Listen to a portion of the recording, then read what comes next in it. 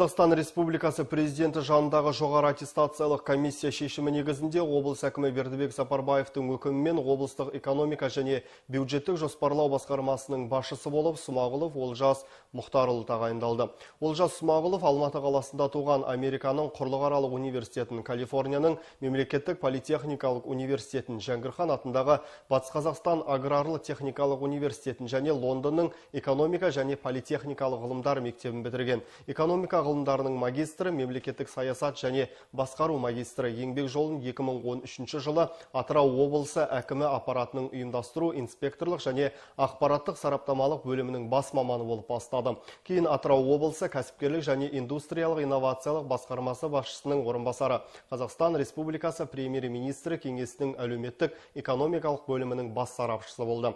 2015 жылдың қазан айынан бастап бүгінге дейін Ақтөбе облысы әкімі аппараты басшысының орынбасары болып қызмет етті.